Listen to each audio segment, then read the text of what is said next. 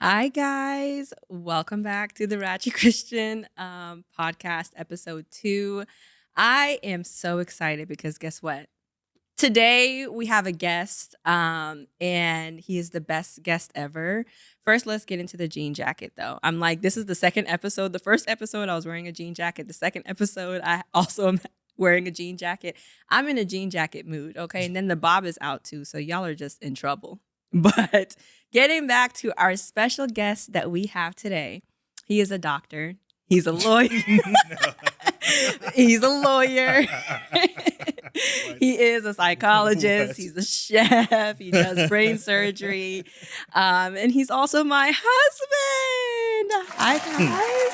Hello. I didn't know I was a Renaissance. You are a Renaissance man. I think you're just everything to me. So he's a comedian. He's a dental hygienist. He's all He's of an the investment things. banker. He's an investment He's banker. a farmer. He's a podiatrist now. His name is Osamu, and he's my husband. Hi, babe. Hello. How you doing? I'm excellent. How are you? I'm good. Thank you for being my first guest. You look cute, dude. Thank you. You look cute. Solomon's here, guys. Okay, Yeah, I'm here. let's keep it together.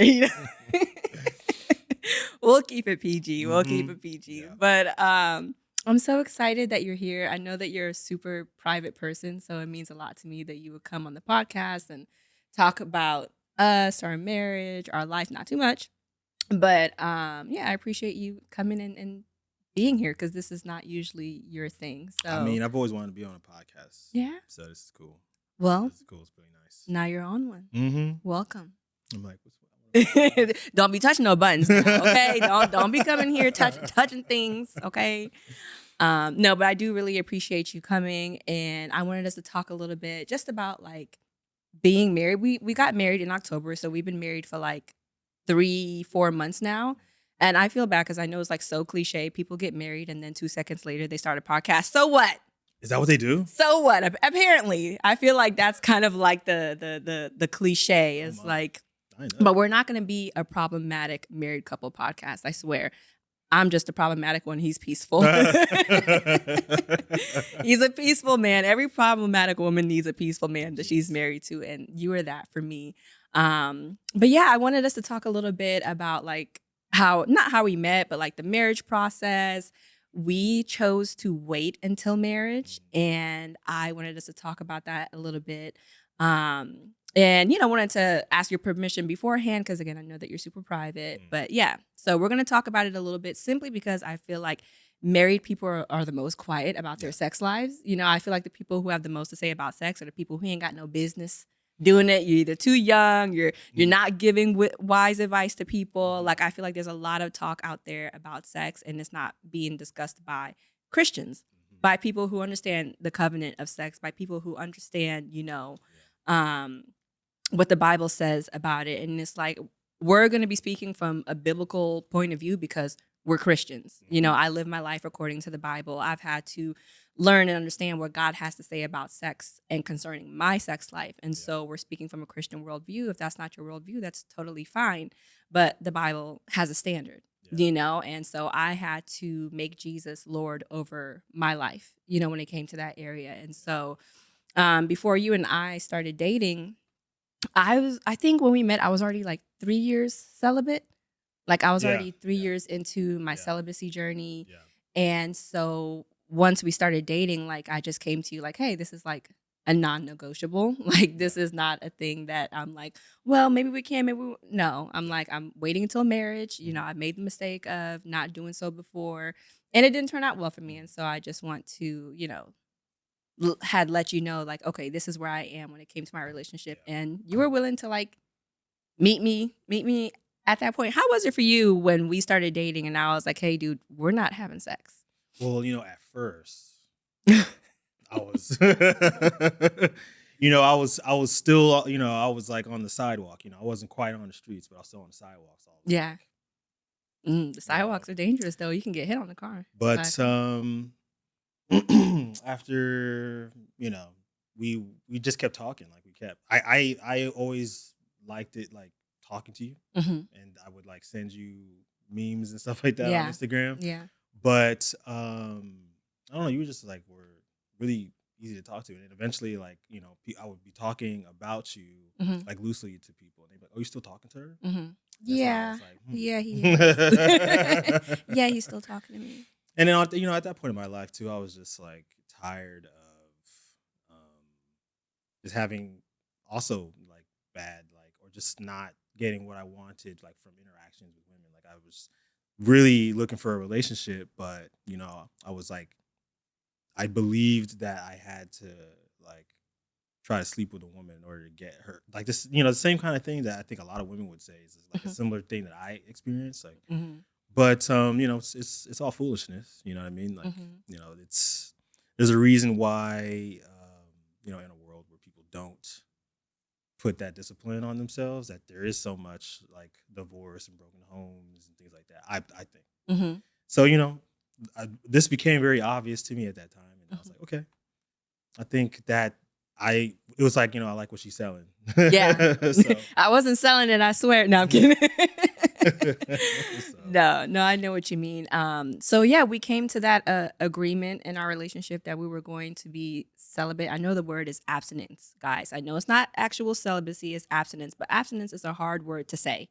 So what's the difference between that? celibacy, I feel like it's like you take a vow and it's like you're never having sex again. Abstinence is like you're abstaining Oh yeah, from we sex. definitely did not do that. Yeah, I definitely didn't sign up for that. for a vow of celibacy, but we chose to be abstinent in our 3.5-year relationship. Yeah. And I remember when we made that decision, you had like one stipulation for me. You're like, look, okay, we're going to go on this journey together, but I don't want us to kiss inside.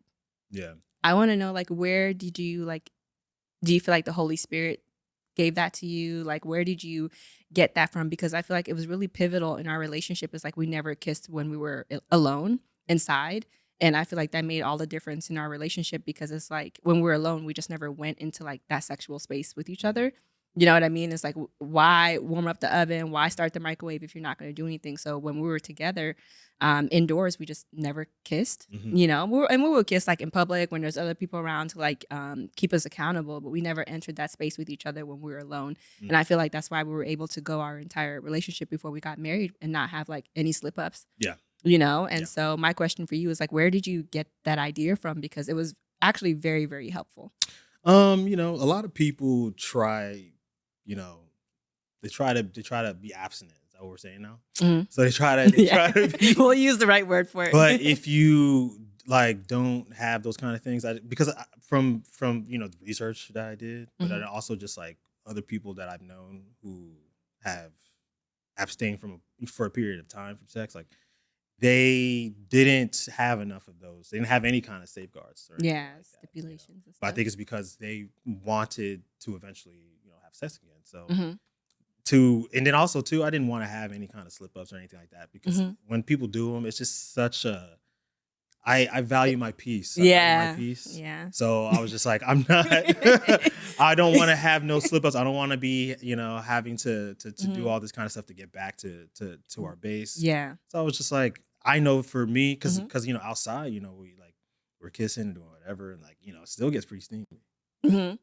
So Not it's like doing whatever. Don't not listen to doing this man. whatever, No, I'm kidding. but But like yeah. literally kissing, like Mhm. outside, like so. I knew going inside into an intimate setting was just Mhm. gonna eventually Just a setup. like we're human beings, Right. so I didn't want to. And then also you said something to me too where you're just like, well, just because you've never done something doesn't Mhm. mean like you wouldn't be tempted to do it, Mhm.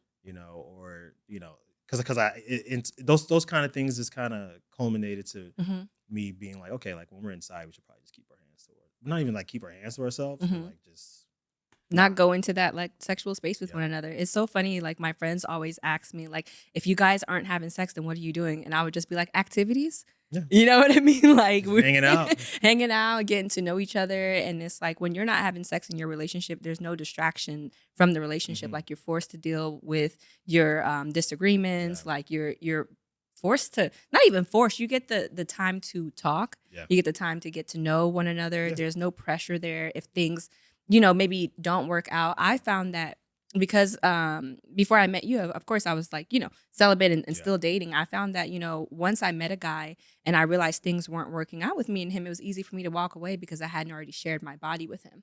So it was just a healthier way for me to date, Yeah. and I've had people say like, oh, like who's gonna date you if you're not having sex with them? Aren't you worried about, guys not, wanting to be with you if you're not having sex with you? And I was like, no, because I don't want to date a guy who wants to have sex before marriage. Like, to me, that's not a godly man. And what I'm looking for is a godly man. So if you're trying to sleep with me before we get married, you're not who I'm looking for.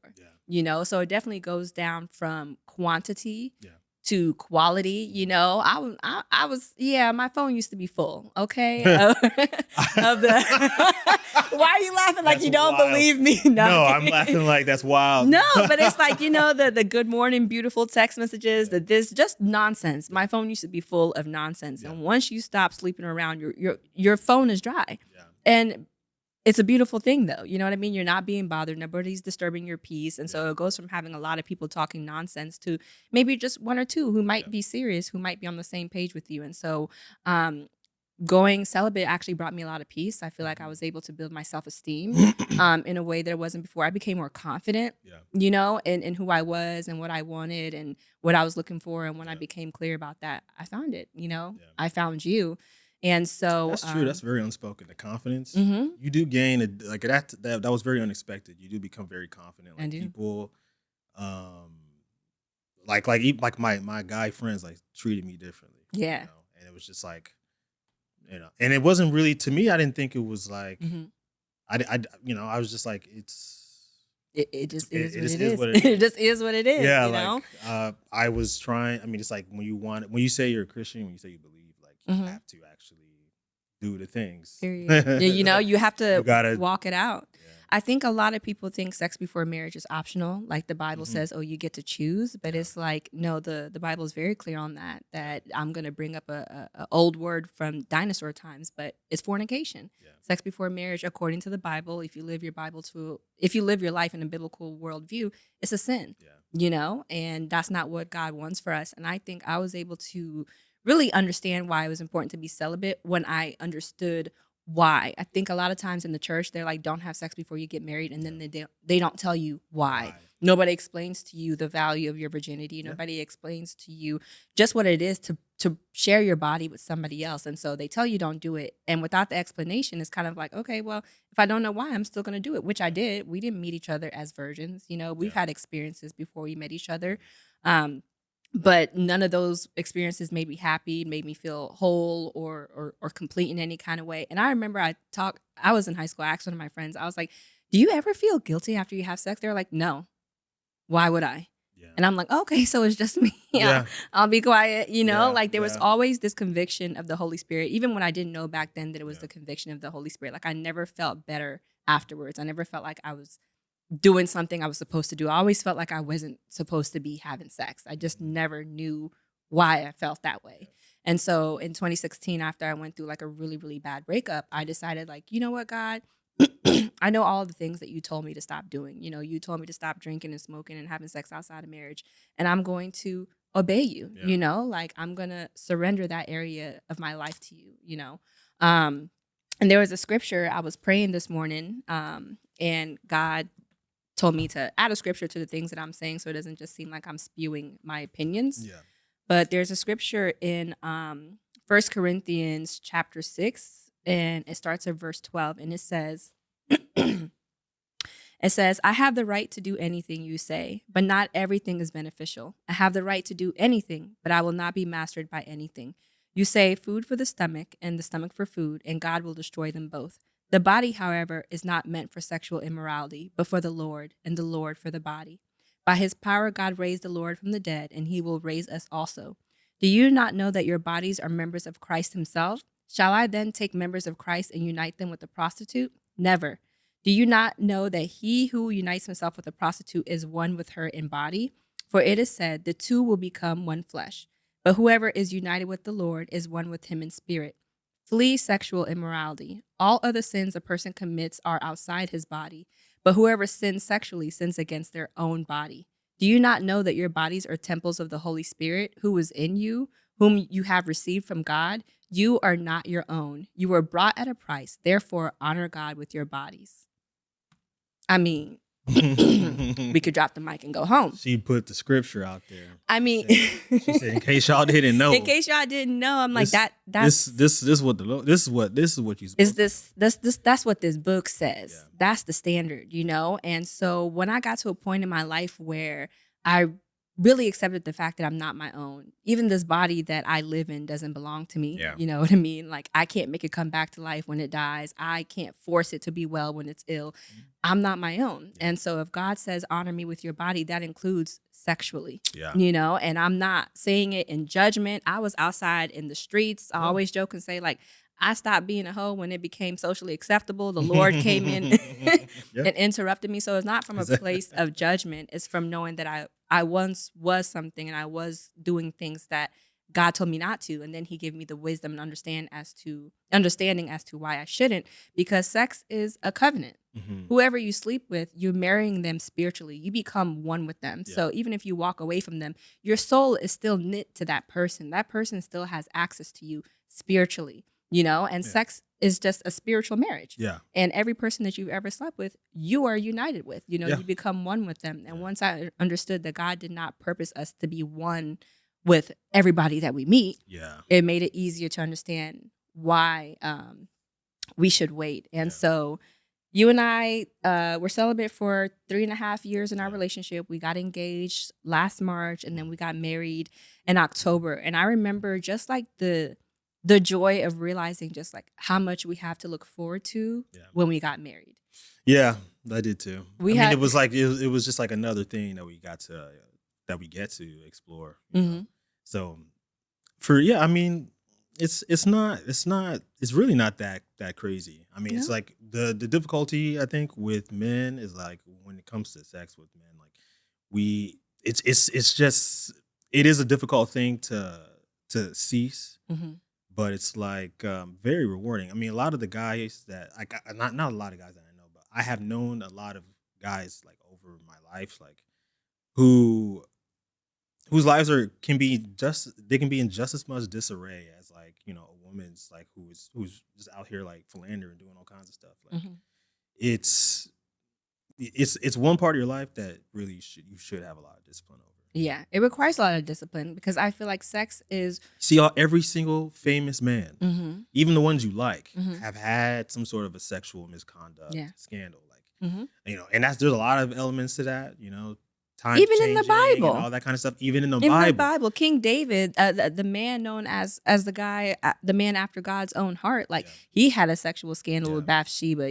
Like Samson, the strongest man in the Bible, had a problem with sexual immorality. Sexual immorality is a human nature thing. It's our default, and so it takes God to restore us back to His intended purpose of us just being one with one another. But I feel like you and I, before we got engaged or got married, we had a lot of healthy conversations about sex. Yeah. Like, I feel like sex belongs to God. It belongs to Him. Sex is not a bad thing. He created it. He wants us to have sex. He wants us to enjoy sex. But sex is the most powerful thing out there. It's the only way to create another human being. Well, if you leave it to science, there's other ways now. But it's the only way that you can create a human being. You can die from sex. You can get STDs. Your whole body can be transformed in ways. Like, sex is spiritual. Sex is powerful.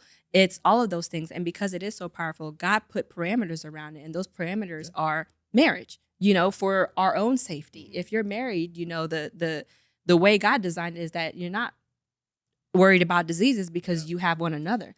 If you're married, you're not in a position where you have to get an abortion because you have two parents to raise that child. So there's a single parent, or be a shout single out to parent. the single parents. No shade or tea to them, but it's like that's not the easiest situation to be in. And I think most people would rather not be in that situation.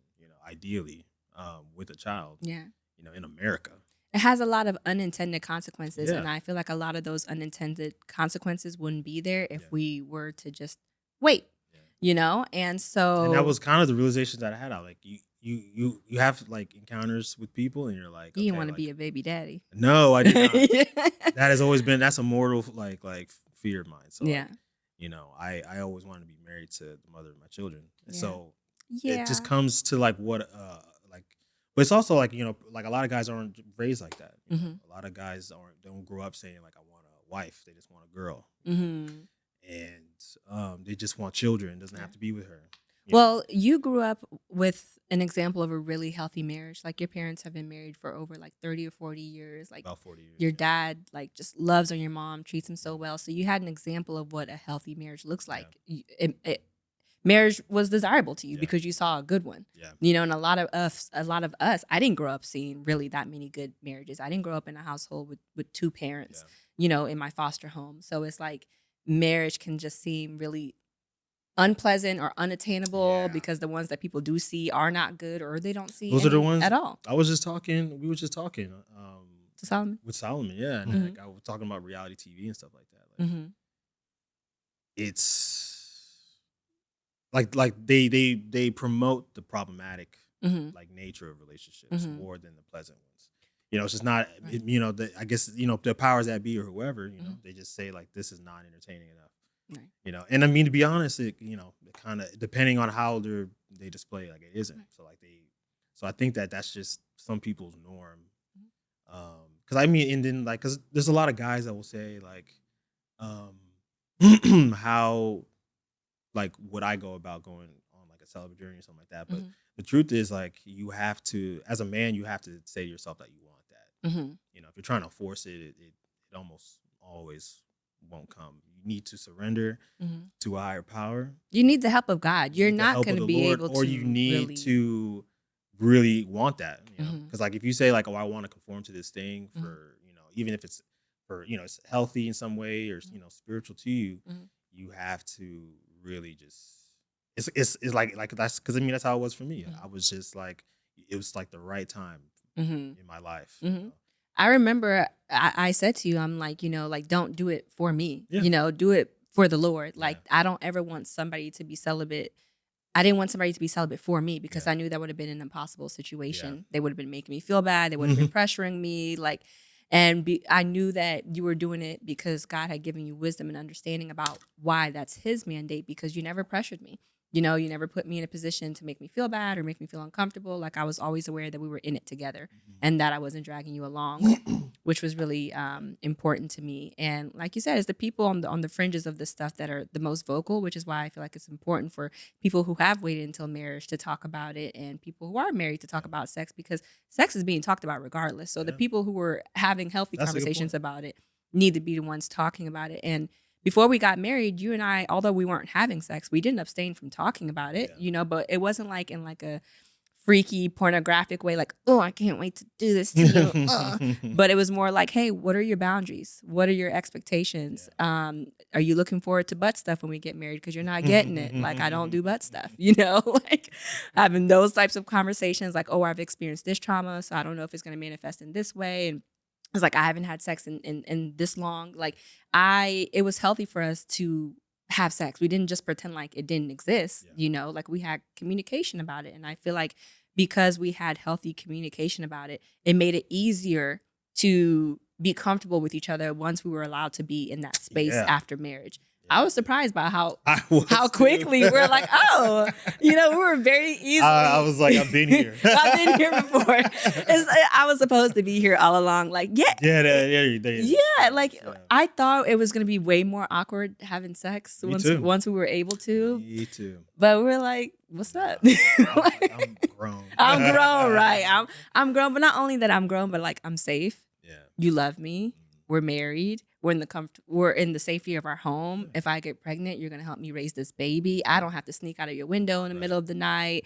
And what was nothing from nobody? We ain't gotta hide nothing. I'm grown. Lord's good with that. Yeah. Good. Like, my sister called covered me. all the bases. My sister called me, and she was like, after we had gotten married, like a few weeks after, she was like, I haven't talked to you in forever. Where have you been? I was like, underneath my husband. Yeah. We're married. That's where I've been. Don't call me. It has been 7 long years. So in total, I was 3 years celibate before. No, I think 4 years before I met you. And then it was 3 together. So in total, it was my friend pointed out to me. She was like, you've been celibate for 7 years. And it's in the 7th year that you get to break your celibacy. And 7 is the number of perfection. in the Bible. And it meant a lot to me, and I was like, I never set out in my mind that it was going to be that long. It's just what I needed, because I started having sex at a very young age, and it was introduced to me in a way that it shouldn't have been introduced to me. And so in those 7 years, I feel like God really restored me and gave me the proper perspective on what sex was supposed to be. And so now that I was able to have it as an adult, I'm like, oh my gosh, this is what sex was supposed to be. It was never that before. Sex to me before always felt like a loss of power. Like I gave him what he wanted. Now he's never going to speak to me again. So it was always something that came with pain or anxiety, or it just always came with a lot. Right. But I'm going to ask you this one last question, and then we'll move on. I was talking to another comedian, just about the celibacy journey. I talk about it a lot. I'm not going to lie. Like I do, just because I want to offer people a different perspective. It doesn't seem like anybody's waiting, because the people who are waiting are quiet, and so the people who aren't waiting to have sex are very vocal about it. So I'm going to be vocal about the fact that I waited, and it was the best thing that's ever happened to me. Facts. And so this one guy asked me, he was like, how was your man able to do it? He was like, as a guy, like, I feel like my homies would have clowned me, and like been like, oh, she let all those other niggas hit before you, and she going to make you wait, And so I told him, I was like, well, by the time I met my husband, I was already 3 years into my celibacy journey. So it wasn't like it was a month and somebody was on me, and then I met you, that I was like, well, I'm gonna make you wait. No, it was a decision that I already came to. Honestly, that was a nice little thing too. Honestly, that I would say that probably did help you. that amount of time probably did help you. I mean, in all fairness, that's probably my mind probably would have went there faster if it was like a month. Yeah. My mind probably would have went there pretty quick. Like, oh, she gonna make me? Oh, all right. Yeah. Nah. Yeah. So yeah, it definitely helps you. I would say it was a really good thing. But and it also just let me know, like, okay, like she's really about this life. I'm not trying to derail someone's life plan or life goals, and this could be good for me too. And then people, when you have, I think, a healthy like sex life, you're not talking about it, like, and any man knows that, like, you don't speak on that because you don't want to mess it up. At the very least, you don't want to mess it up, but it's also that it's a sacred thing.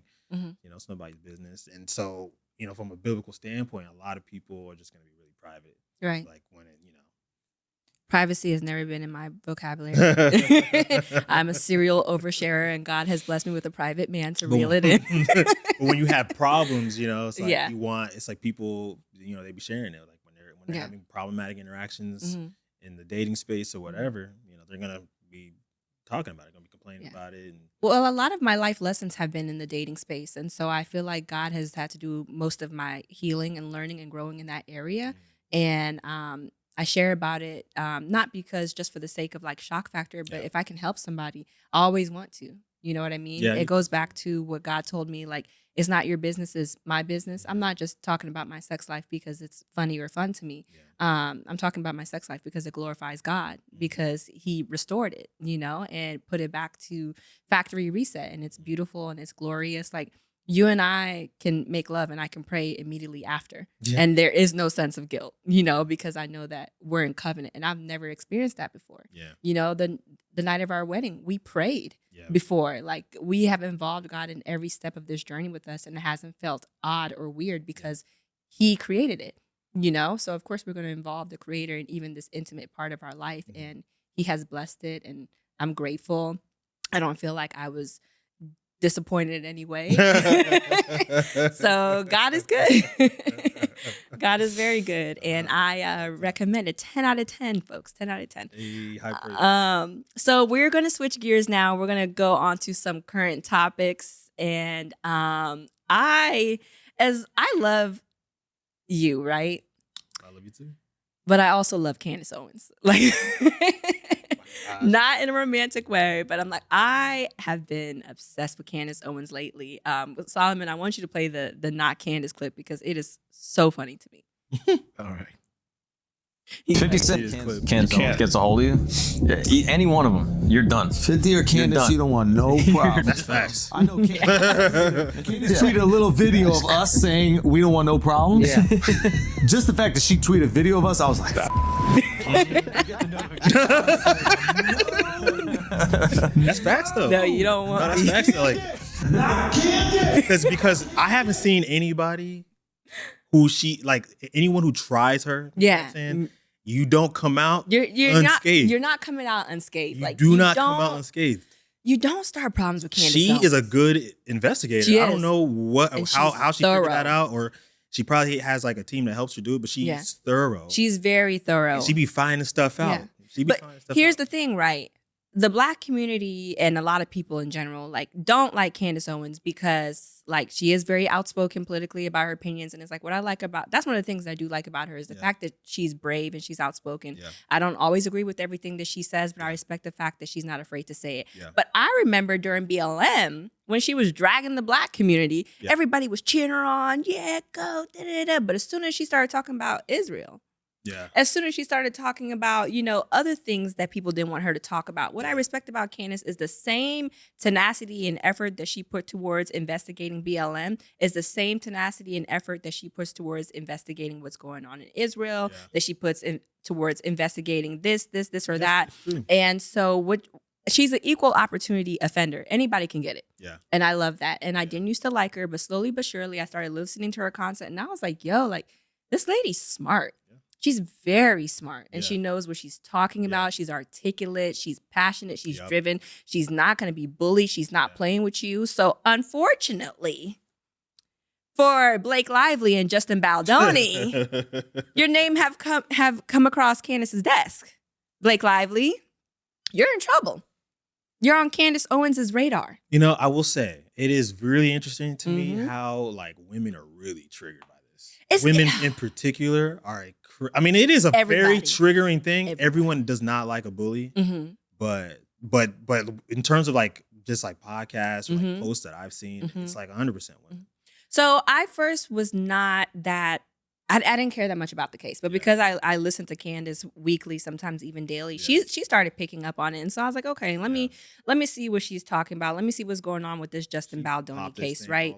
And so I'm going to play a little clip of her kind of laying out the bare bones of the case, and then I'll go into more details because she's gone over it in like 6 videos, like hours worth of stuff that we don't have time to put on this podcast. I've watched like 2 videos on it, like an hour each. Oh, we're going to go down the rabbit hole today. We are knee deep in white folks' business with this thing. And so we're going to let Candace kick it off and we'll pick it up. Blake Lively obviously starred alongside Justin Baldoni in the movie It Ends With Us. They apparently absolutely hated one another. They had an emergency meeting at some point to deal with their hatred for one another, set some new rules on set. And then throughout the press tour, articles began leaking first about Justin to TMZ, saying that he had inappropriately asked her trainer about her weight because he had a bad back. And there was a scene where he had to lift her up and she was postpartum. So she was very offended by this. Now, Baldoni was a director of the movie, one of the directors on the movie, and he obviously, therefore, wanted the movie to be a success. And the studio company also, therefore, wanted it to be a success. And they're seeing these articles leak, and they made a move to hire a crisis management team because they sensed that perhaps somebody in Blake's team, a friend, maybe it was even Taylor Swift, who knows, was leaking this information to the press, which was creating, obviously, a frenzy, which could have impacted the movie. Now, before that crisis PR firm ever even needed to try to fight publicly, all by ourselves, I'm saying ourselves, I wasn't really a part of this, but like the public just began hating Blake Lively because of her general demeanor on the red carpet events, plus a ton of old clips of her began circulating, just being objectively rude to reporters over the years. And people just said, you know what, she's very bratty and unbearable, and I don't like her. What likely happened thereafter was Blake assumed that all of these bad articles that were being written about her couldn't have been, what? I'm Blake Lively. I'm amazing. Everybody loves me. I'm pretty. I'm friend with Taylor Swift. Obviously, Justin Baldoni must be plotting behind my back. Okay. So the groundwork has been set, right?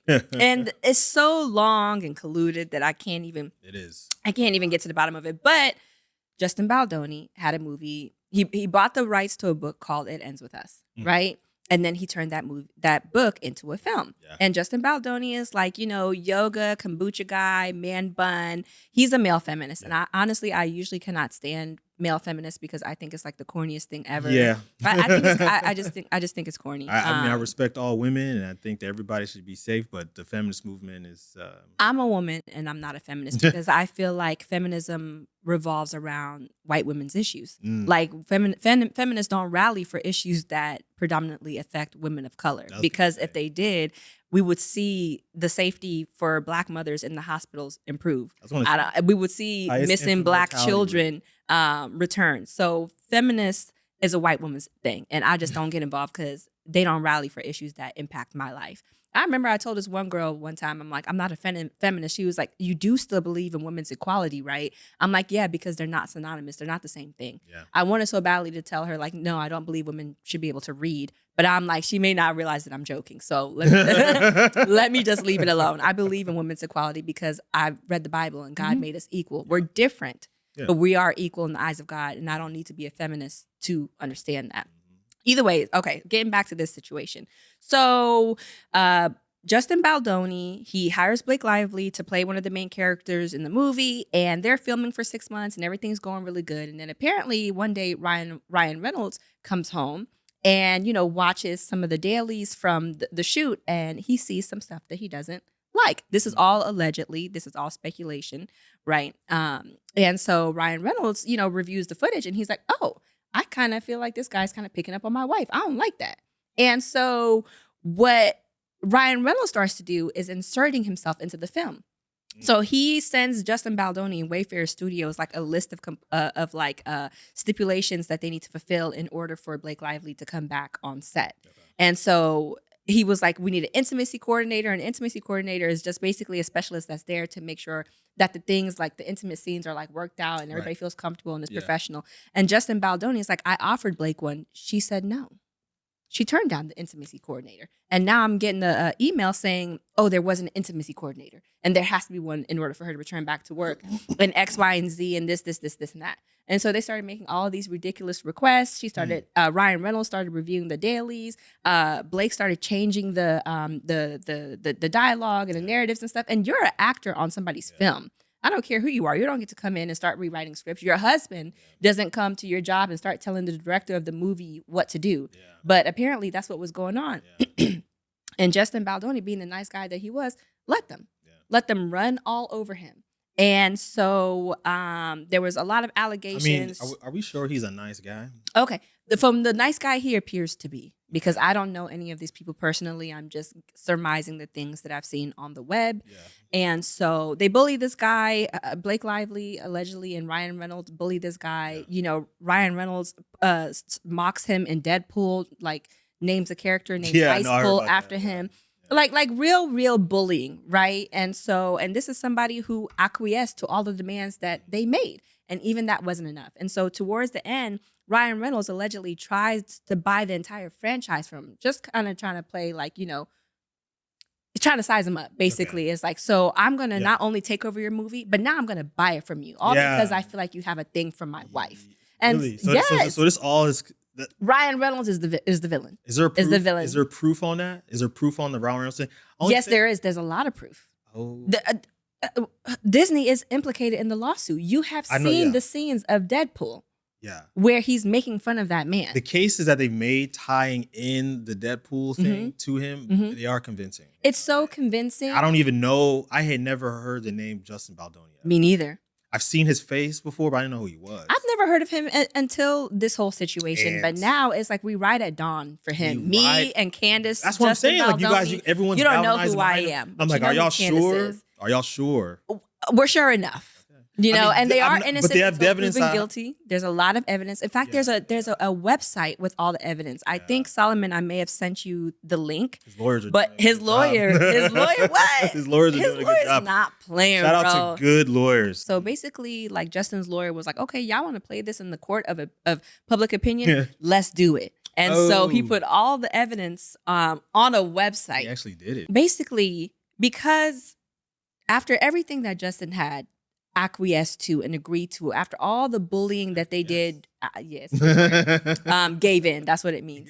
After, look it up. No, I'm kidding. But he had given into all of their demands, and it's like nothing was enough for them. You know, for the premiere of his own movie, Blake Lively and Ryan Reynolds originally, and Ryan is not even in this movie. Like, why is your husband so involved? He's doing promo, making fun of him. He's showing up to the set. Like, you're doing entirely too much, right? It wouldn't be a problem if he wasn't trying to take control of It would be a problem because you're still at work. You can't show up to my job every day unannounced and go in my boss's office and ask to look at my notes. I was saying, like I say, if he wasn't doing that last part, if he was just showing up and hanging out in her trailer, What I'm trying to say is that's what he was trying to do. Yeah. That's what is coming out in this lawsuit. That is actually Ryan Reynolds. It became very personal. It became very personal for him because he felt like that guy was trying to steal his wife. And so he went to destroy his life. He got him dropped from his management. He accused him of being a sexual predator.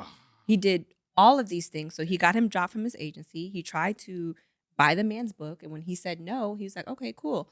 We're going to file a civil complaint for you for sexual harassment on the job. And you know, Hollywood, all you need is just... It's just the allegation. It's just the allegation. Yeah. But that's what they wanted. They just wanted to leak, apparently. Yeah.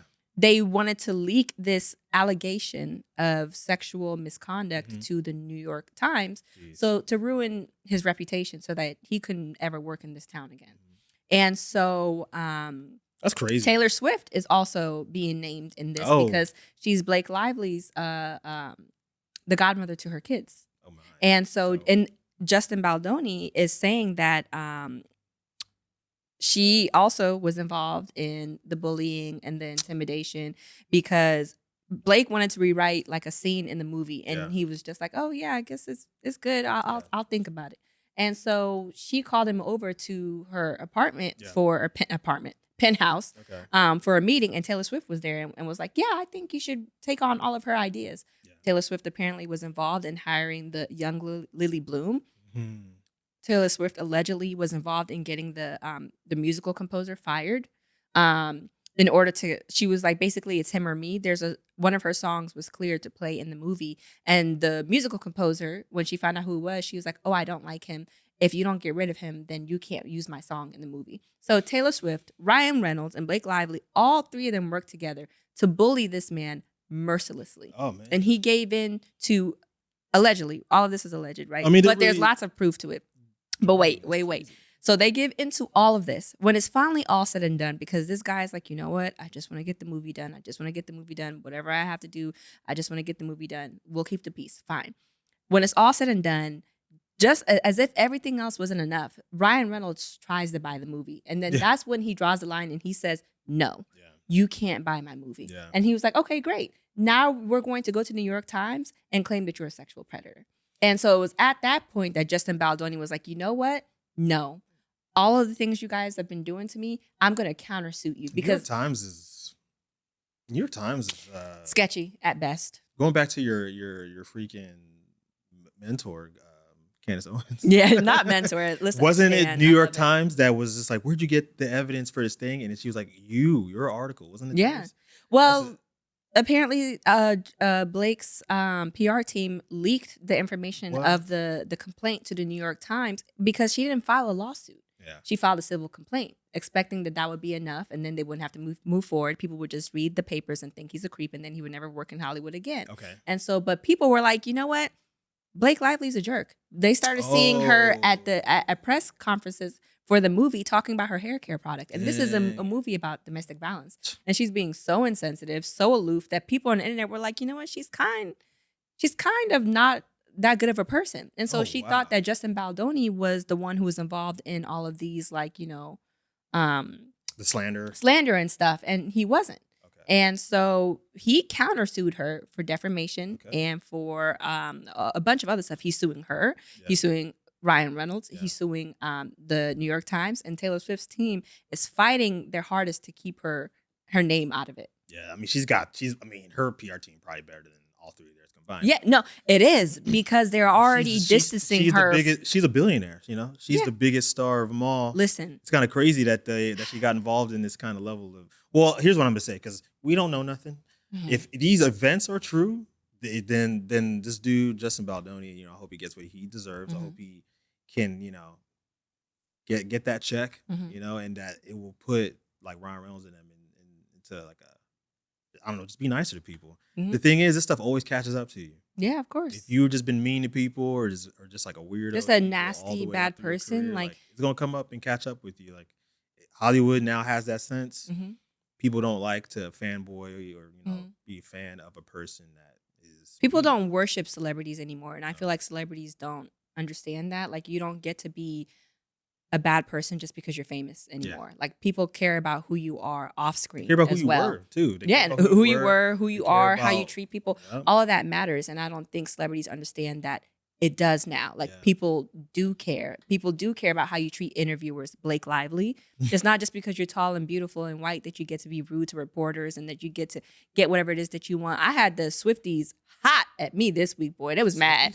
The Swifties, Taylor you Swift gotta fans, understand they were that's a dragging fan me base. this week. That's a fan base like Beyonce, like Nicki Minaj. Like they do things. No, they stand. They definitely stand.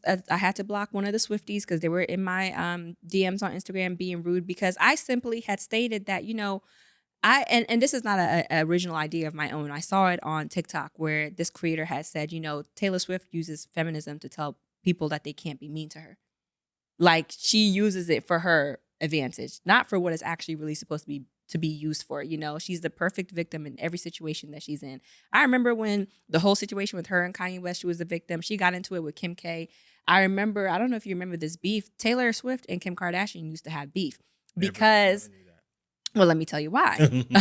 Let me tell you why. Because that's when Kim and Kanye were married, right? Yeah. And Kanye was creating the song, and he had called Taylor Swift and asked her if he could say this like line about her in the song. And because they're in the studio, he had a recording, and she was on the speaker, and she was like, "Yeah, sure, fine, no problem." Kanye releases the song. Taylor Swift goes on Twitter playing victim like she never knew that he was going to say that about her. And then Kim Kardashian released the audio.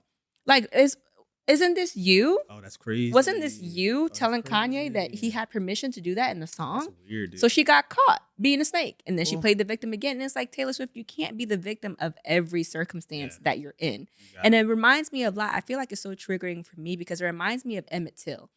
Like, that's how deep it goes back into my mind. You went all the way. Because it's like, because it's February. White women tears are powerful. They get people killed. And they have gotten people killed. How many videos do we see of white women, a black man like you, standing there minding his business? They'll call the police. Oh my God. That's true. And that still happens. And it still happens to this day. The camera's the only thing that will like protects these people. Yeah. And I'm not saying all white women. I have a lot of white women friends who are incredible, who I love, who I cherish, who have influenced my life in the most amazing of ways. But I'm saying historically, white women's tears have been powerful and they know it. Yeah. You know, during slavery, white men had accomplices. White women were the benefactors of their abuse and their theft and everything else. And they were sitting pretty the whole time. And so women like Blake Lively and women like Taylor Swift remind me of those types of women during slavery who were sitting up in the, you know, the penthouse while master went and beat on the women. You know what I mean? Like, they remind me of those type of women. And I feel like this case with Justin Baldoni, it resonates with so many people because we all know a bully. We all know somebody, entitlement. We all know somebody who throws the rocks and hides their hand. Like, nobody wants to see the little guy being kicked. No. And we're at a point in history now where it's like, ever since Cat Williams came out last year, nobody's getting away with nothing. Nobody is getting away with it. And they shouldn't. And it's like, I never would have thought it would be, you know, of all, you know, it's just like random. Ryan Reynolds. I didn't even know he was married to Blake Lively. I didn't know that, you know, so it's like, well, and then now they're grabbing Tay-Tay, bring her into it. Yeah, she's in it. The Swifties, I'm sorry. I know that's your girl. I'm not saying that she's not talented because people are like, oh, you're jealous, you're this. And I know. Nobody's saying that she's not beautiful, she's not talented. What I'm saying is that she's problematic and, dare I say, dangerous. So it's not. I don't like it any time that people weaponize, you know, sexual misconduct, especially when there apparently was none. Like, there's zero evidence of it. It's just your word. Yeah. And Hollywood is sensitive like that because it disempowers real victims. Yeah. You know what I mean? It's like #BelieveWomen. It's like, then you need to make sure what you're saying is truthful because there are a lot of women who are telling the truth that get their stories side-eyed because people do stuff like this. Yeah. It's ridiculous, you know, and it's not okay. And I'm glad that they're being held accountable and everybody's innocent until proven guilty. But boy, if you pull up that website, there's a lot of evidence there. And me and Candace are on it. Yeah. Blake, you're in trouble. Male jealousy, you know, can do that. Like male ego. Talk to us about the male ego, babe. It sounds a little speculative, right? What we're talking about with there's proof. But have you seen Deadpool? There's proof. Yeah, that's true. It's not speculative about Ryan did. He did that. And he's a little tiny man with a little tiny ego. And he's from Canada like Drake. So case closed. What's wrong with Canada? I like Canadians. I'm like, Canada's cool, man. Don't get me in trouble with Shout out Canadians. to Canada, This is man. not a diss Y'all put your to milk in Canada, bags. but That's cool. men from Canada, y'all are 0-0 right now. You need to come get Ryan, or you need to come get Drake, and send us some better ones if you want to keep your reputation intact, because we don't like these ones. I just think that, you know, I don't like, I don't like it when a bully is out here swinging and, you know, was apparently like winning. I mean, the guy had to be in the basement during But God. Yeah. But God. And I don't even think Justin Baldoni is a Christian, but you know, the truth. You know, Jesus is the truth. And it's like anything that you see to do in the darkness will become to the light. What they were doing to him in the darkness, God is just bringing it to the light. I mean, you guys, if you're gonna, I think it's fair. Like if we're gonna give you these accolades, you're gonna get all this money, you're gonna get this fame and this ability to make change in the world, then you need to be held to a standard. Of, like, You do need to be kind held to a others, standard. respectful of others. Really. Yeah. And that's bare minimum, to Yeah. ask you to be kind and to be respectful and Because to if you not be a think a monster. guy, because you know, we're married, so it's like if you're doing a movie or a show or something, and I see a guy, I'm like, I think that how would you trying to do handle something. that? You I mean, gonna pull a Ryan Reynolds and start acting crazy? I'm talking to you. I mean, Period. you're the, like, we can only control ourselves. Like, Yeah, you know, facts. I can't even control you. Yeah. So it's like, you're Out my of control, guys. wife. You're my wife, so it's like I have to bring that to you. Yeah. You know, and it would be like I would be sure I like when you say you're my wife. before. Focus now. Before I would bring that to you, like I would make sure that like I was certain, you know, and that certainty would make me be like very like stern about it. It's like, And, instead of I holding would- Blake accountable, he held everybody else accountable. Yeah. And it's like, now your business is on Front Street because you have this woman. I would just put it on your radar, like, hey, this dude. Because the thing is, it's not like it would. I would assume it's not your fault. Like, you're a beautiful woman. Like, this guy is, you know, he's a little weird. That's You've happened done before. that before. I'm about to say you have. So done I'm just that. like, hey, like, I don't care, Yeah. you know, but this dude's a weirdo, and then eventually it comes out, like, Yeah. you know. So it's like, I'm like, yeah, babe, you're so right. He was good. you know, you can't. I mean, a controlling nature like that is just not healthy. It's in just any regard. It's not. You know. For him to just be like, I'm rich and this and that, and I'm just gonna flex. Like, this is what I got rich for. So I can believe, because he's, you know, because then if that's the case, you know, that brings up questions of like, how many other times have you done this? How many other people's careers? have And been that's the ruined scary part. Candace because Owens. they bumped elbows with you in the wrong way. Candace Owens was talking about like they almost got away with it, you know, and think about how many people have been destroyed in the same vein that we never found out about. It's always you know? people that you think are nice. You know, Yeah. I always thought that, like Ryan Reynolds and them, like Ellen DeGeneres and everybody. You just think that everybody's super nice, but those people, They're hiding rage. when they're all, who was the other guy? James Corbin. I don't You know know what I'm who talking he is. Oh yeah, He's James got a late Corden, night yeah. show. Yeah. He's like a stocky, short, like Is he not white nice? British guy. No, he was one of the first people who got called out for being like mean to his cast and stuff like Yeah. that. Like, and then after that, it was Ellen. Yeah. You know. Well, when you surround yourself with people, and we're gonna wrap it up and move on to something else. Solomon, do we have time to move on to something else? We have about How much time do we have? 10 left? minutes. 10 minutes. Okay, so we're gonna do like a rapid fire of Doge, USAID, and the lady in Pakistan. So we're just gonna do 5 minutes on each. Do you want to end with the lady in Pakistan, or do you want to end with Doge? Let's The end. lady in Pakistan, because I don't know anything about this Doge thing. Okay, so I want to talk about the USAID thing right now, because it's what the Democrats and the liberals are freaking out over. And so Marco Rubio is the Secretary of State right now. He's if I'm correct, heading USAID, and I want him to explain what USAID is for people. And then we can just talk about it briefly, because there's a lot of stuff being said about it on the news right now that I feel like is not correct. So yeah, can you play the clip of Marco Rubio talking about? So you're now the head of USAID. The head of Doge, Elon Musk, called USAID a criminal organization and added that it is time for it to die. Do you agree with that? Let me walk you through the history of this agency. It was created as a way of doing humanitarian assistance in the world, separate from the State Department at the time. But it said you have to take policy direction from the Secretary of State, the National Security Council, the White House, and all elements of government.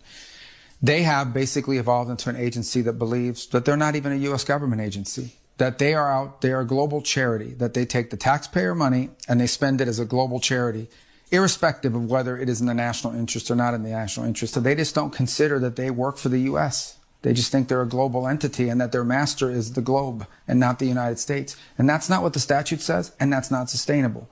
President put a pause on all foreign aid. We go to USAID, which is a big chunk of foreign aid, $40 billion or so. They're completely uncooperative. They won't tell you what the programs are. They refuse to answer questions. They try to push through payments. Even after the executive order, they were still trying to push money through the system. Can it be reformed or does it need to die? Well, that was always the goal, was to reform it. But now we have rank insubordination. Now we have basically an active effort where their basic attitude is, we don't work for anyone. We work for ourselves. No agency of government can tell us what to do. So the president made me the acting administrator, and we're going to go through the same process at USAID as we're going through now at the State Department. This is not about getting rid of foreign aid. There are things that we do through USAID that we should continue to do. That makes sense. And we'll have to decide, is that better through the State Department or is that better through something, a reformed USAID? That's the process we're working through. There are things that are happening at USAID that we should not be involved in funding, or that we have a lot of questions about. But they're completely uncooperative. So we had no choice but to take dramatic steps to bring this thing under control. We already know what that's about. So I have a list of the things that Elon Musk has uncovered that USAID was spending money on. Embezzlement. So $2 million for Moroccan pottery classes. Boy, they could at least been American pottery classes. $2 million promoting tourism to Lebanon. $20 million for a Sesame Street show in Iraq. There's not a building standing in Iraq. That's a really mean thing to say. I'm sorry. It was a little left. I'm sorry. If there is, I apologize. But y'all, y'all don't need $20 million for Sesame Street. No, I feel like there's more pressing needs than that in Iraq after what we did to their country. $1.5 million for DEI in Serbia. I've never known anybody who's been there, but I heard that they're great people. That's Eastern Europe. There's no way they're investing money. Well, they only gave them Serbia. $70,000. You know we got beef with them. $47,000 for a transgender opera in Colombia. Okay. $32,000 for a transgender comic book in Peru. What's it called? $2 million for sex changes in Guatemala. $6 million for tourism in Egypt. And I heard it's very dangerous to go there. It's Africa. My bad. I'm not trying to make it seem like it's crazy. $1 million to help disabled people in Tajikistan become climate leaders. What? $15 million for contraceptives and condoms in Taliban-controlled Afghanistan. Tajikistan? This is where our taxpayer dollars are going to. Yeah. This is the thing that the Democrats are locking arms and talking to Al Sharpton and protesting outside of the government buildings about.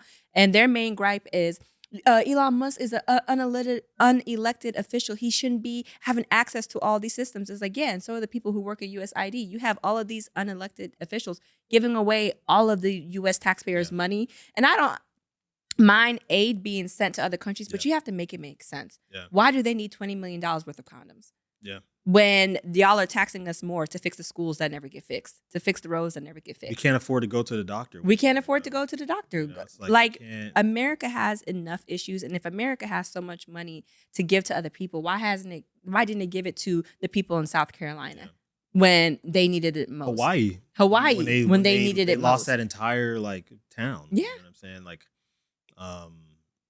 It's crazy. So we have the money to give. It's like it's all embezzlement. Like you see stuff like that, and you're like, oh no, you're $2 million for a Moroccan pottery class. It's insane. Buy some poppy with that. Get some poppy for that class. It's money laundering and its finest. And it's like I wanted us to hear it from the state, from Marco Rubio himself, because I feel like every soundbite has been the news, whatever news channel's version of it that you want to hear. Right. But it's like, here's the guy who's the head of it talking about it. They're insubordinate. We're asking them to partner with us and help, and they're not listening to us. So clearly they're hiding something. Exactly. Yeah. And so for the people who are mad at Elon Musk, start arresting people who are not listening to executive orders. Elon Musk does not need your money.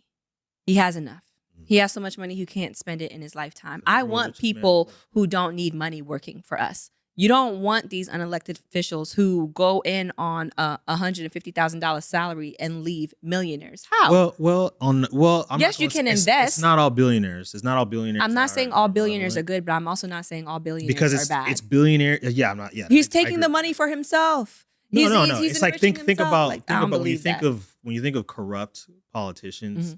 Who is paying corrupt politicians? It's rich regular people. It's so it's like billionaires, the higher well, he's one of them, right? I mean, that's like an obvious one, right? Like he doesn't really hide that. I mean, he tries to, but not anymore. But the We didn't reality used of to the know his name, situation but we know is- your name now, George. it wasn't the best look to have had like, you know, the CEO of Google sitting next to who else we sit next to?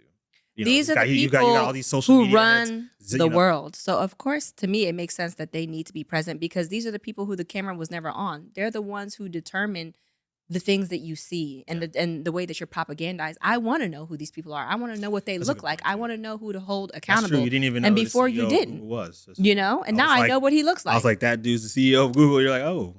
So we're gonna wrap it up with the most important part of the podcast, and that is this lady in Pakistan. Onijah. Can we end on Onijah, please? I'm not talking unless y'all giving me land and 2,000 or more. That's that New York confidence, Every baby. Yeah. You hear me? Yeah. I'm Shout out getting to my the Big Apple. Pakistani I think we passport need to send some and Pakistani USAID to ID. Pakistan. I'm not. Getting it, I do y'all don't mind agree? if she gets it. The way Pakistan was treating her is like they don't have. Mind your business. They have not seen this kind of entertainment. They have not Mind seen your it. business. Talk.